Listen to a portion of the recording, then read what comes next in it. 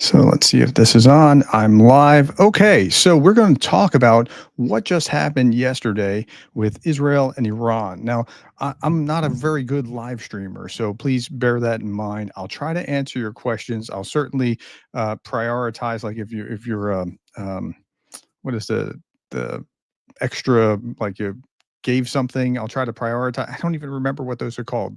Super chats. If you've done that, I'll try to answer you. What I'm going to do is I'm going to show you this. This just came out. We're going to walk through this together. Please, I'm going to play just a moment. Tell me that you can hear it, please. So let me play for a second. Well, thank you for joining us this morning. Last night on President Trump's orders, So please confirm that you can hear that. Otherwise, and because I don't even know that my technical ability is, it's fairly limited in what I'm seeing here. So if you're in here and you can comment, please comment and let me know. Otherwise, I'll just keep going with that. Yes. Okay, good. So what I'm going to do is I'm going to try to answer your questions. I'll monitor the questions while we're listening to this together. This is Operation, what was it? I'm trying to remember what the name was. They had a sign on it, Midnight Hammer. And we'll just work our way through this, and then I'll answer whatever questions you have until you're satisfied, if we can do that. So let's get going. Thank you for coming and being part of this. So let's listen to what's being said here by the Secretary of Defense and the Air Force General that's next to him. U.S. Central Command conducted a precision strike in the middle of the night against 3 nuclear facilities in Iran: Fordow, Natanz, and Esfahan, in order to destroy or severely degrade Iran's nuclear program. And by the way, did anybody see this coming? Like, did you predict this? I put out a video saying it feels like something's about to happen an hour before this came out, and I was like, wow, I didn't expect it that soon. And I was actually at the store when this broke. Terry called me and said, hey, it just happened. I was like, oh man, I got to get home. And then we did a live stream yesterday covering it, what was going on at that moment. Again, I'll watch your questions and I'll answer your questions as we go, to the degree that I can, if as pertinent. as the chairman of the Joint Chiefs will demonstrate, it was an incredible and overwhelming success. The order we received from our commander-in-chief was focused, it was powerful, and it was clear. We devastated the Iranian nuclear program. But it's worth noting the operation did not target Iranian troops or the Iranian people. For the entirety of his time in office, President Trump has consistently stated for over 10 years that Iran must not get a nuclear weapon. Okay, so 2 things. One, they did actually devastate the nuclear. I mean, that is confirmed. They did, sincerely. I'll show you some of this in a subsequent video later on, because I was piecing that together before I was putting this together. And second, Trump has been consistent about this. They can't get this. They cannot work toward this. And previous administrations were trying to like work with the Iranians too much. The Trump administration was negotiating, and the Iranians were just stringing them along, saying, yeah, we'll meet again in a few weeks, we'll meet again in a month, we'll meet again, right? The goal, I think, was for Iran to actually get the nuclear bomb and then say, see, we have it. Now, here's what matters. If Iran, and I'll come back to this in just a moment, the video, if Iran got the nuke, they would act like Russia. Russia is only still surviving, and Europe isn't all over Russia like flies at a picnic because they have nuclear weapons. If they did not have nuclear weapons, they would have been rolled, and they know that. Okay, so let's get back to this, and here we go. Full stop. Thanks to President Trump's bold and visionary leadership and his commitment to peace through strength, Iran's nuclear ambitions have been obliterated. Many presidents have dreamed of delivering the final blow to Iran's nuclear program, and none could until President Trump. The operation President Trump planned was bold and it was brilliant, showing the world that American deterrence is back. When this president speaks, okay, the world. American deterrence is back. I want to answer this question. Lou said, Professor Gertis, explains, are you aware that Iran moved all equipment in days before Fordow was bombed? Satellite pic to verify that. Okay, so they put stuff out saying that, which admits that they're removing the enriched uranium that they said that they didn't have, which is kind of like pantsing yourself. I mean, it's a really interesting thing to see that they did that. Okay, let's keep going. Should listen. And the U.S. military, we can back it up. The most powerful military the world has ever known. No other country on planet Earth could have conducted the operation that the chairman is going to outline this morning. Not even close. Just like Soleimani found out in the first term, Iran found out when POTUS says 60 days that he seeks peace and negotiation, he means 60 days of peace and negotiation. Okay, that's a little hard to hear when Trump keeps saying 2 weeks, 2 weeks, 2 weeks with Putin, but Iran's not Putin, and Trump has a significant different approach to the way that he sees what's going on in Iran. We see Iran as a core issue for the United States, and unfortunately, we do not see.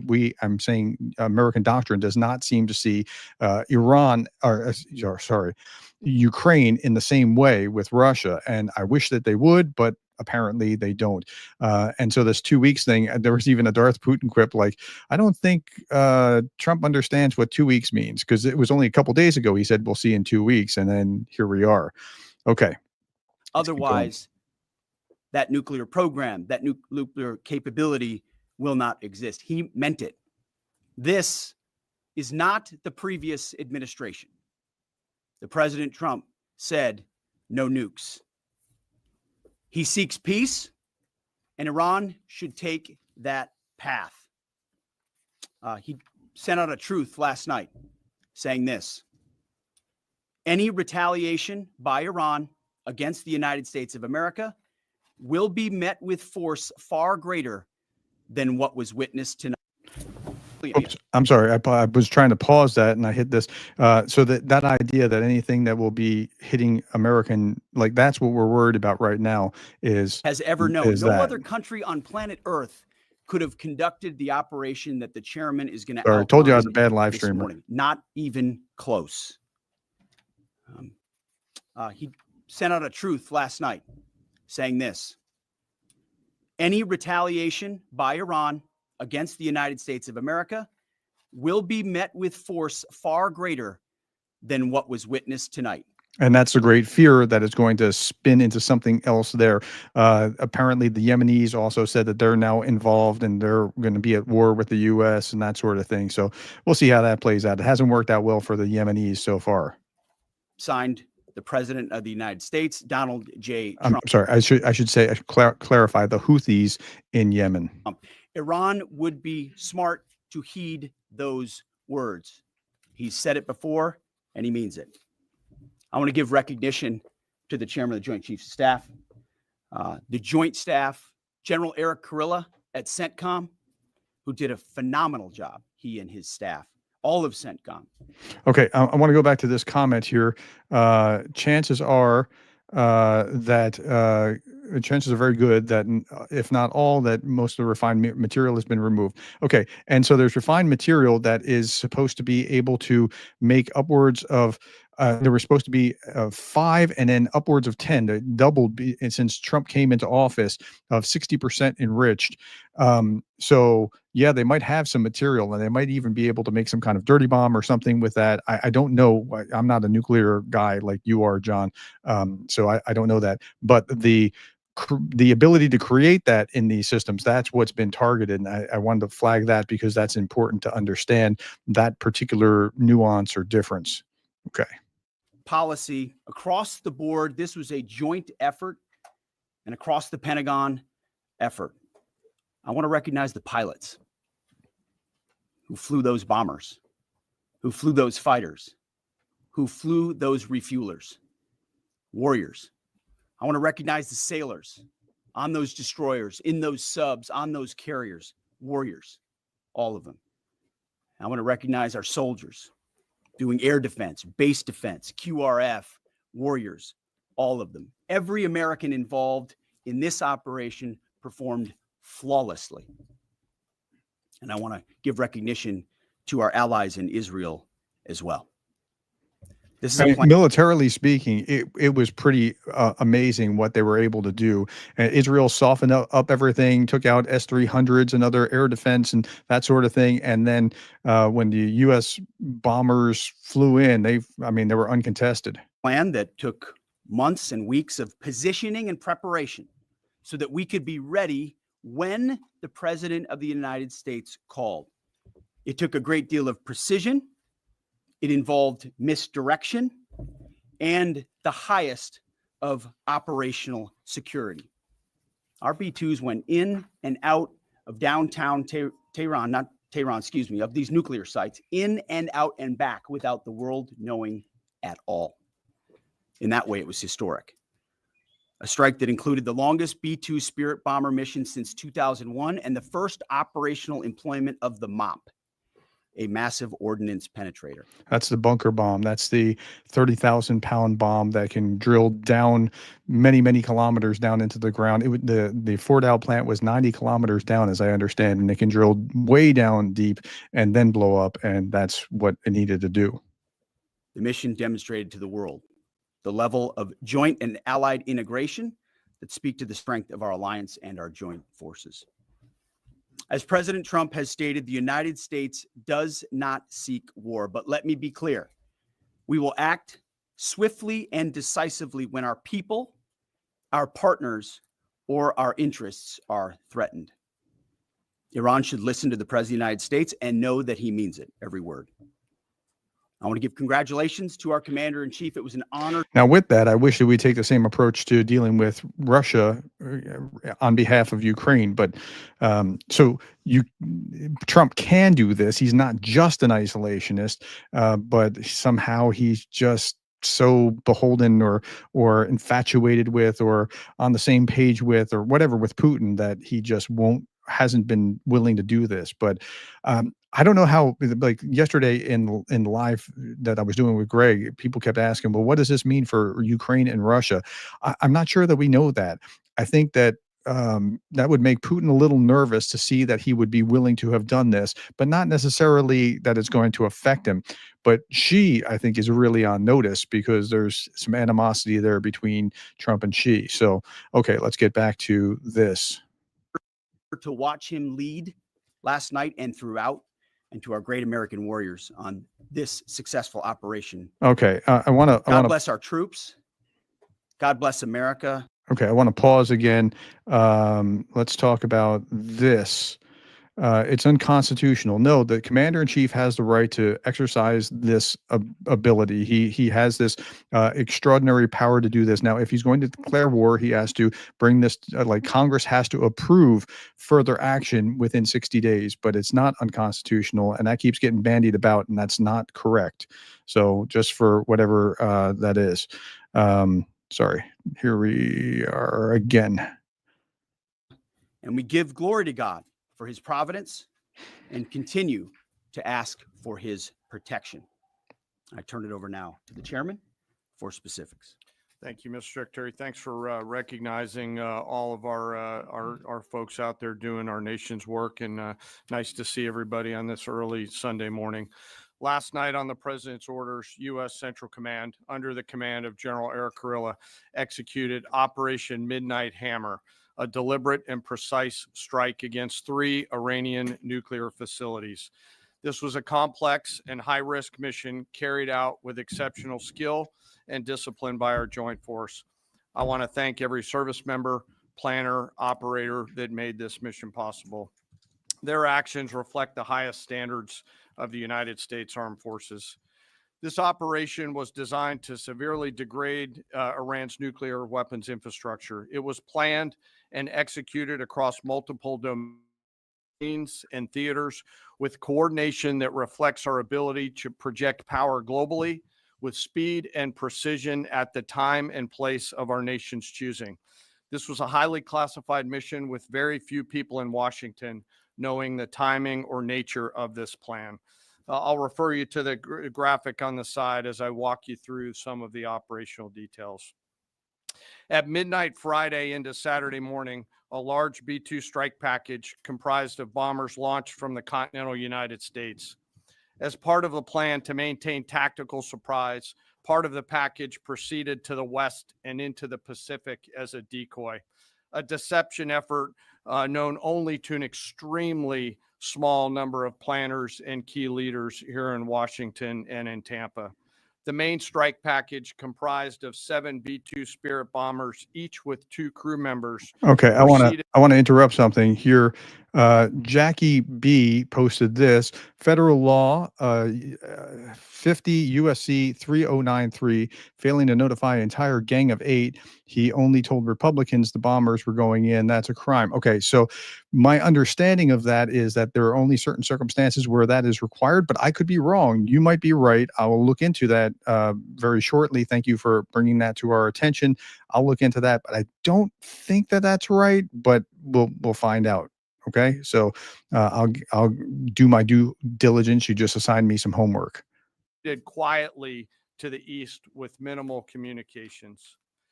Throughout the 18-hour flight into the target area, the aircraft completed multiple in-flight refuelings.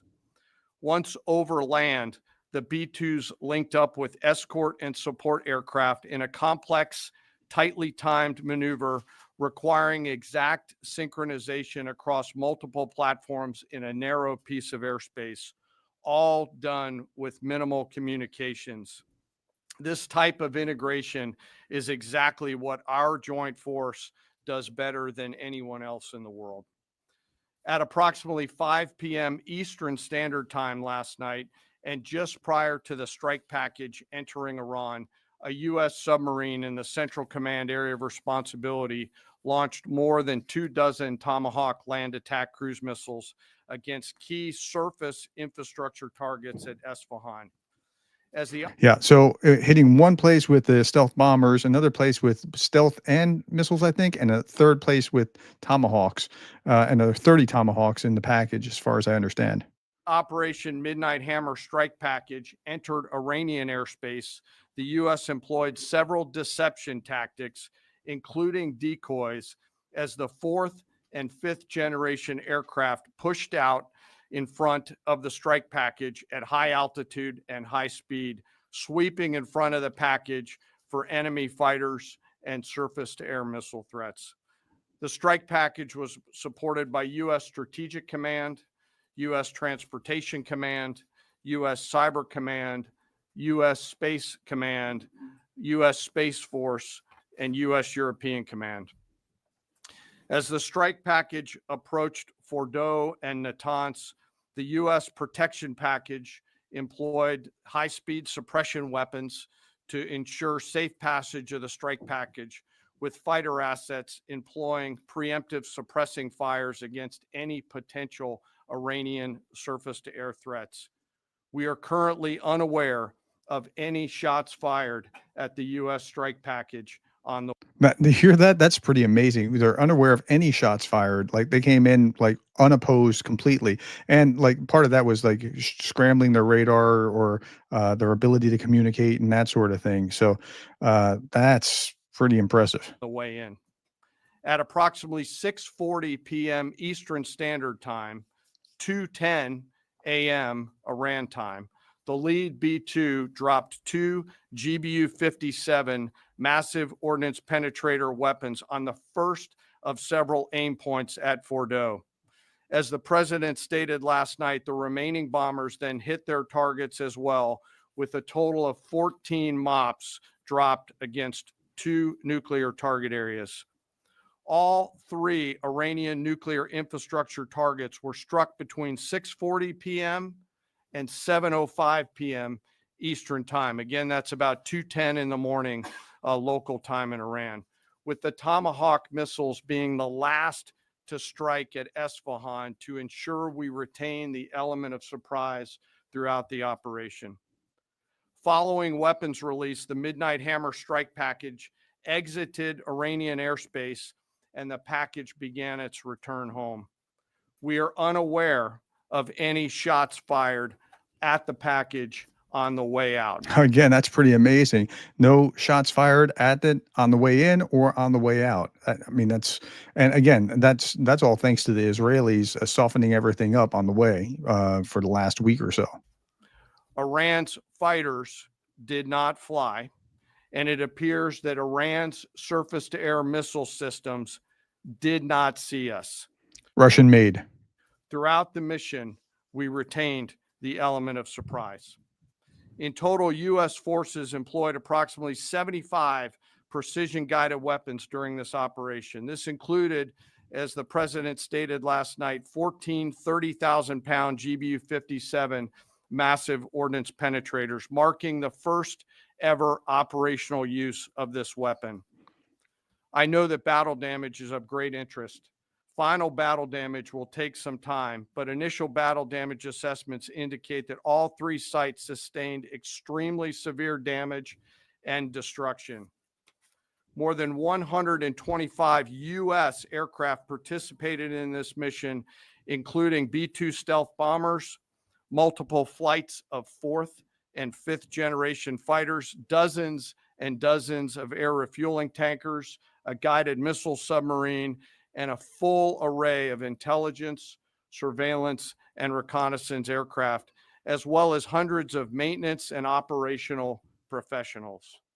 As the Secretary said, this was the largest B-2 operational strike in U.S. history and the second longest B-2 mission ever flown, exceeded only by those in the days following 9/11. Yeah, so think about that. And we have like 20 B-2s, I believe. I think it's 20 B-2. They cost like $2 billion each. And we used, what, 8 of them in this? Something like that? Well, prior to the strike, General Kurilla elevated force protection measures across the region, especially in Iraq, Syria, and the Gulf. Our forces remain on high alert and are fully postured to respond to any Iranian retaliation or proxy attacks, which would be an incredibly poor choice. We will. Yeah. And so right now, the real question is what's going to come of this? Like, is Iran going to send some missiles somewhere to show their force and then not do anything else? Are they going to they're not just going to roll over, right? But shooting a bunch of missiles will make them say, see, we got them back, and then they can kind of move on with life. But if they really in earnestly attack U.S. military installations, or try to escalate, shut down the Strait of Hormuz, that sort of thing, it's going to be all bad if they do that sort of thing. So, yeah. Defend ourselves. The safety of our service members and civilians remains our highest priority. This mission demonstrates the unmatched reach, coordination, and capability of the United States military. In just a matter of weeks, this went from strategic planning to global execution. This operation underscores the unmatched capabilities and global reach of the United States military. As the president clearly said last night, no other military in the world could have done this. I join the president and the secretary in being incredibly proud of the air crews, naval forces, cyber operators, planners, and support teams and commanders who made this mission possible. Yeah, I want to pause on this thought. Allows Trump to play the big shot. Okay, so I understand that much of my audience is not pro-Trump. I'm not pro-Trump. I'm a Republican, but I'm not a MAGA Republican that supports Trump. I find much of what he does problematic. Okay, but it still degraded Iran. And in still degrading Iran, that's degrading Russia, which is helping Ukraine. So if you care about the war in Ukraine, then this was a good day in that sense.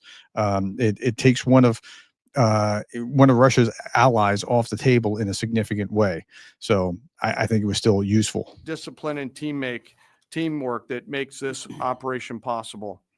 I am particularly proud of our discipline related to operational security, something that was of great concern to the president, the secretary, General Kurilla, and me, and we will continue to focus on this. As we stand here this morning, many assets are still airborne, and we have hundreds deployed. I ask that we keep our warfighters on their way home and our deployed service member in our thoughts. Our joint force remains ready to defend the United States, our troops, and our interests in the region. Thank you very much. We will take a few. Okay, they're going to ask questions, and I'm going to try to answer some of yours here. So one of these is this: rising oil prices are pro-Russia. In the short term, there's going to be rising oil prices, especially if, as somebody else asked about the this. What are the thoughts about Iran trying to close the Strait of Hormuz? That's one of the escalatory kinds of things that that Russia may Russia. I talk about Ukraine and Russia all the time. So that's one of the escalatory things that the Iranians may try to do. And if the longer this goes out, the closer we are to some kind of regime change, right? I mean, that's actually the great danger for the Iranians if they want to play that game. Here's about 10 minutes of questions from them and see what they say. So is regime change off the table, Mr. Secretary? And to the chairman, you said the battle damage assessment is still ongoing, but do you believe that some nuclear capability in Iran remains? This mission was not and has not been about regime change. The president authorized a precision operation to neutralize the threats to our national interests posed by the Iranian nuclear program and the collective self-defense of our troops and our ally Israel. Thanks for your question. I think now regime change may happen, but if it does happen, it's because of the destabilization that is happening and the people within Iran recognizing that the mullahs are weak. But they're right technically that this wasn't going to cause regime change, but it might be a factor helping it. BDA is still pending, and it would be way too early for me to comment on what may or may not still be there. But thanks for the question.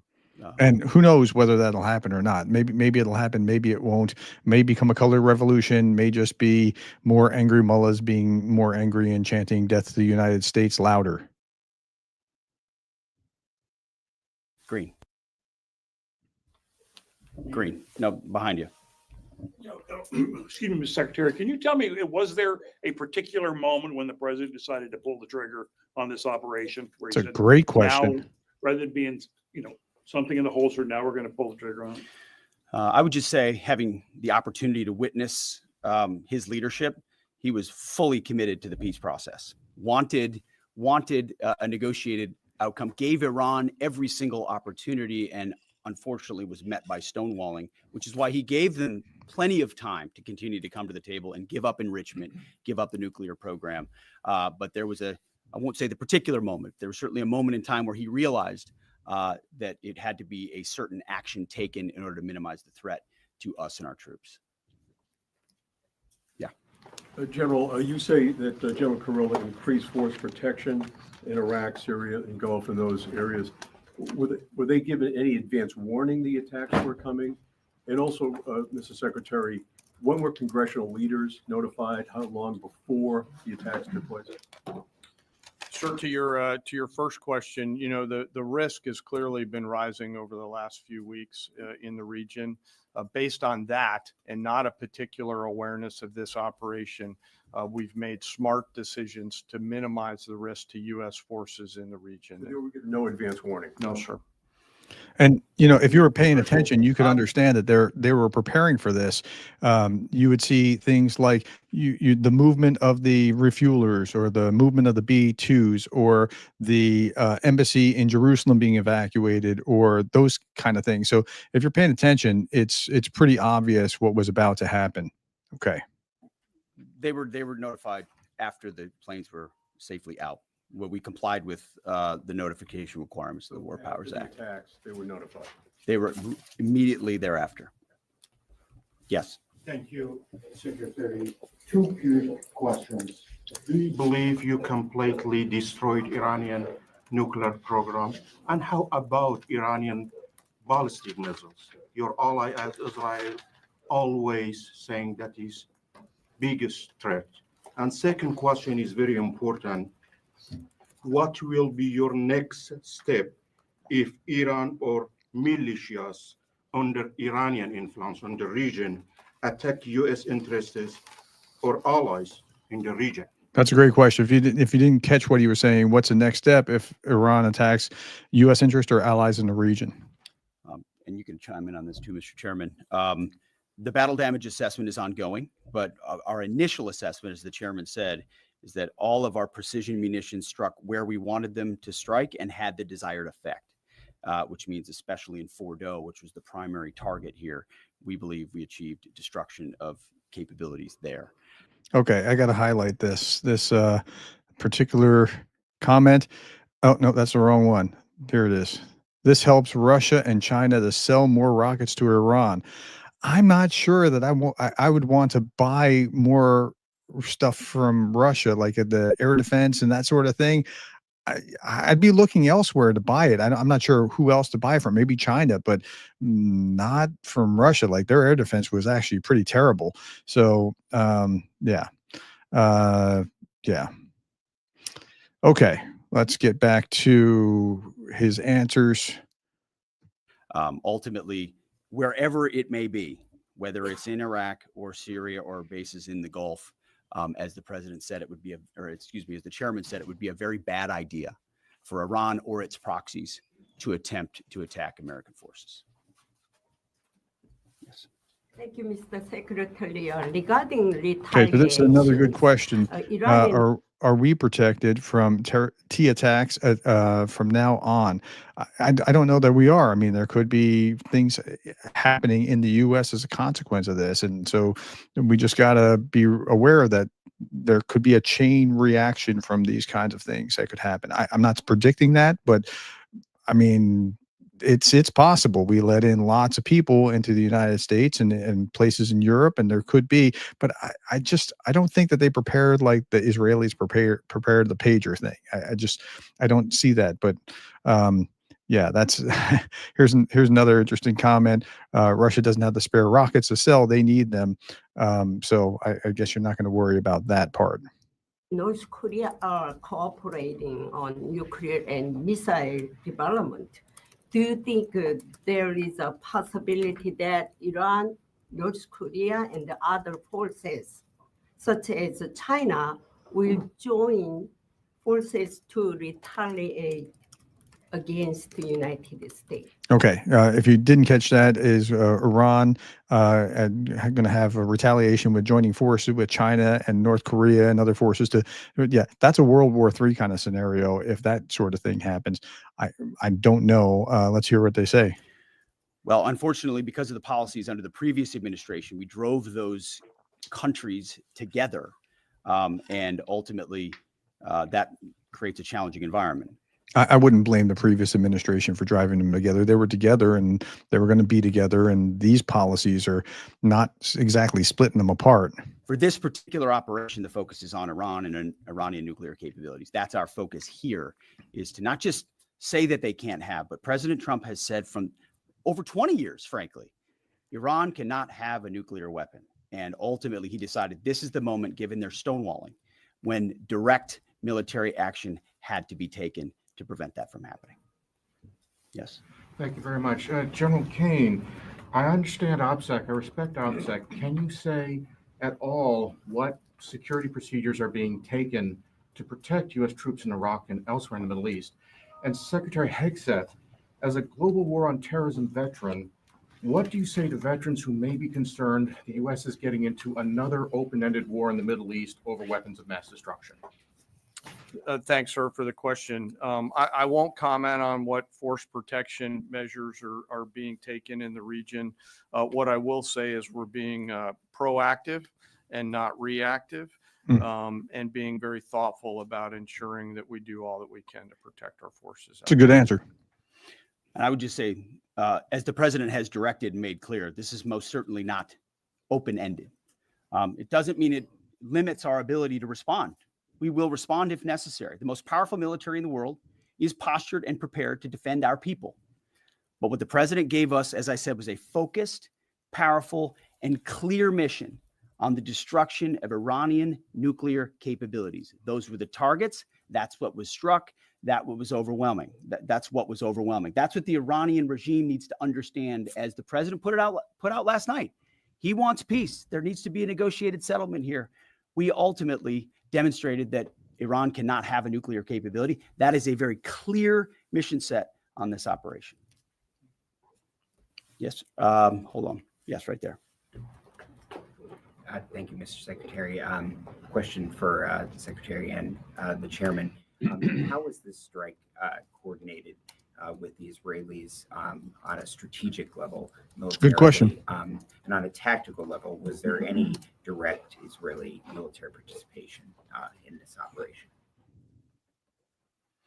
Well, I would say certainly Israel had an incredible military success, especially at the beginning and ongoing, in degrading Iranian capabilities, in degrading Iranian launchers, MRBMs. It's been incredible to watch what our ally Israel has been able to do. And there certainly have been conversations. I mean, General Kurilla at CENTCOM has worked closely in the defense of Israel for many years. Okay, hold on. I want to stop and pause and hit this one question. This one. Does this situation give you a clearer understanding of Trump's priorities? I don't think Trump wanted to do this, but he recognized this as a core issue for the United States, that Iran can't have a nuclear weapon. Unfortunately, he doesn't take that same stance when it comes to Russia and Ukraine, and I sure wish that he would, because what Russia has done is destabilize the international order, and they know it, and everybody else seems to know it, but Trump's not paying attention. So his priorities are not where they should be when it comes to Russia and Ukraine. Okay. I just wanted to comment on that because that is a good comment. And part of this operation was the defense of Israel and the ongoing defense of Israel. But as it pertains to this strike, this was U.S. operated and U.S. led. We took advantage of some of the preparatory work that's been done over the past week and a half in terms of axis of approach. I won't get into the particulars, but as the Secretary said, it was a U.S. strike. We made sure we were not in the same piece of airspace and sky. Aside from that, that was the extent of it. Okay, let me pause on this question. Somebody, John McElravy said, can you frame the discord between Gabbard and Trump? Now looking back now, you had to think that Gabbard knew this was coming, and maybe that's part of the time of her nuclear war video. And if it is, that's a really bad thing for the director of national intelligence to be putting out there. Like, first, it was weird that she put that out there. I talked about this just last week, that weird video about how, nuclear war, nobody's going to win, that kind of thing.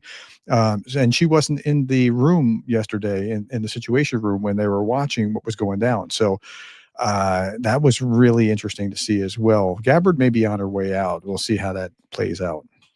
Okay. Question to the Secretary first. Are you concerned whatsoever now about the reaction from U.S. allies given the strike, particularly those in the Gulf? And to the Chairman, if I may, I understand you don't want to speak to specific assets and force protection measures, but do you anticipate at least having to bring in any further assets from other theaters to aid in force protection over the coming days? We certainly understand the challenges of allies in the region, and we have been respectful and in working in collaboration with them as it pertains to basing and sensitivities there. Ultimately, they've got a lot of assets and people in those locations also where American troops are co-located. So that's a consideration of ours. We've been in close consultation with them, and we appreciate the support that we have gotten. Thanks for the question on sort of the global picture. And as you know, that's one of my jobs, is to look globally at the entire range of challenges. We are always carefully considering our force posture around the world, and then offering options to the Secretary and to the President. I won't comment on any future things, but the American people should know that we carefully consider those moves around the world and try to modulate as needed our force structure in the region. Welcome, Cheryl. Yeah, right here. Thank you. What communications are being sent to the Iranians right now, and is there any possibility of diplomacy now or in the coming days? I can only confirm that there are both public and private messages being directly delivered to the Iranians in multiple channels, giving them every opportunity to come to the table. They understand precisely what the American position is, precisely what steps they can take to allow for peace, and we hope they do so. Yes. The president may not want an open-ended conflict. The Iranians may disagree. Are you prepared for a protracted war? well, anything can happen in conflict. We acknowledge that, but the scope of this was intentionally limited. That's the message that we're sending. With the capabilities of the American military, nearly unlimited. So Iran, in that sense, has a choice. But we've made it very clear to them, this is nuclear sites, this is nuclear capabilities, this is the line that the president set, and we set that back. Now is the time to come forward for peace. But I think one of the takeaways from this as well is the unprecedented level of ongoing cooperation. I can't speak highly enough of the chairman and his staff and General Kurilla in CENTCOM, what they've done to look around the corner, to pre-position, to understand how an operation like this comes together.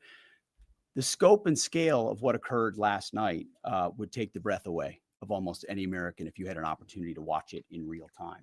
And I think Tehran is certainly calculating the reality that planes flew from the middle of America in Missouri overnight, completely undetected over 3 of their most highly sensitive sites. And we were able to destroy nuclear capabilities. And our boys in those bombers are on their way home right now. We believe that'll have a clear psychological impact on how they view the future. And we certainly hope they take the path of negotiated peace. But I could not be more proud of how this building operated, of the precision, the sensitivity, and the professionalism of the troops involved in this effort. I will take one more. We'll take one more question. And as he's talking about that, it made me think that's right. What has happened was pretty breathtaking in its scope, in just what they've been able to do was pretty significant. They destroyed the ability to enrich uranium. Whether some got out because they got it out in time or not, I don't know. I know that it's not just the doors blown off, which is what they were saying in the early reports yesterday. Yeah, the front and the back doors were blown off by these bombs. It's more than that. By the way, I want to correct myself. I said kilometers instead of meters. Please forgive me. Every time I say anything metric, I screw it up. But yeah, it was a big strike, and good on the U.S. forces for like great precision. Question, yes, right there. Thank you, Mr. Secretary. Concerning the justification for these strikes, in March, the Office of the Director of National Intelligence released their threat assessment, concluding, quote, Iran is not building a nuclear weapon, and Khamenei has not authorized the nuclear programs he suspended in 2003, unquote. So what new intelligence does the U.S. have since then that the Iranians have changed their position on nuclear weapons? And does this new intelligence come from U.S. sources and methods, or are we getting this information from other countries? Well, I would just simply say that the president's made it very clear. He's looked at all of this, all of the intelligence, all of the information, and come to the conclusion that the Iranian nuclear program is a threat, and was willing to take this precision operation to neutralize that threat in order to advance American national interests, reduce the Iranian nuclear program, and obviously collective self-defense of ourselves and our allies. So he looked at all of it, understood the nature of the threat, and took bold action I think the American people would expect in a commander-in-chief. That's all we've got. Thank you very much. All right, that's it. So tell me what your questions are. I'm happy to review whatever you might have. I'm going to share this tab instead in the meantime and show you, put your comments in here. And then I'm going to, while we're listening to this was, I thought, a really good post by Ryan Macbeth trying to explain what happened. So let's listen to this. President Trump just announced that U.S. bombers just hit Fordo in Iran. Fordo is a uranium enrichment site that is very, very deep underground. Most likely these targets were hit with B-2s dropping GBU-57 bunker buster bombs. I was not expecting this to happen. So what's going to happen next? First off, we might see U.S. bases in the Middle East come under fire by Iranian ballistic missiles. And second, I could see the Strait of Hormuz kind of becoming a war zone. So you might see gas prices spike a little bit if oil tankers can't get out of the Strait of Hormuz. But you want to know the really funny thing? I am reading this book right now, The Never Ending War, which is about terrorism during the 80s. This book has a publication date of 1987. And other than the terrorism of the Irish Republican Army, Iran had its hands in basically every kind of terrorism going on during the 1980s. And while I don't necessarily agree that this was needed. The president did make a decision. I understand why he made the decision.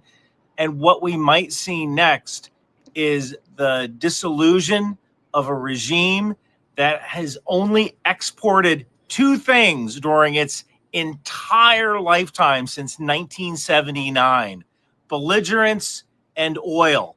And we could do with a lot less belligerence in the world. Okay, so with that, let me try to answer whatever questions I see here. So I'm just going to work my way down the list and see if there's anything here, or up the list, because there's not a lot saying here. You're a history guy. We never learn. That does seem to be true. We do never seem to learn. Ryan Macbeth, somebody said, please, no Ryan Macbeth. I think he does a really good job analyzing things. That's my take. Let's see. Now this might be tricky. The proof will be if Trump protects the Strait of Hormuz, and if he does that, if he does, that's good, and if he doesn't, that's totally the answer to Trump's intentions. Well, okay, that proof will be in the pudding. We'll see. Let's see here. U.S. policy has been distracted. Okay. Any other questions? I'll do 3 more questions and then we'll be done. So if you have anything else that you're just dying to get off your chest, ask those questions now and we'll be done. Thank you for listening this long. I didn't read this yet, but Professor, how would you advise Zelensky responds to Trump over this? Should he I think you mean praise him and make a big issue of how great it was and try to get Trump more friendly to him? Yeah, I think he ought to say, you see what happened here? This is the kind of thing that shows would-be dictators what can happen to them with resolve, or like he has to put that in a positive way, even though internally, if I was Ukrainian, I'd be angry as the day is long. Like, why are you not sticking up for us? Like, again, it comes down to, I don't think the United States sees Ukraine as in its core interest, and they're focused on China and they don't want to get embroiled in Iran, but they felt like they had to do something. Let's see here. So excited to travel. Let's see. When will Ukraine get B2s? They might just create their own B2s. Let's see. Yeah, this isn't a question. This is just a comment. But if yeah, I get why Ukraine would be upset about this. That makes complete sense. Red Sea is narrow. Did they head to open water? So it's interesting because I looked at maps about. Oh, sorry, didn't mean to do that.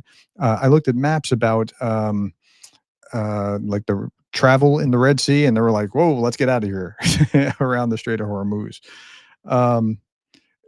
Last question: why the S-400 did not knock out U.S. bombers?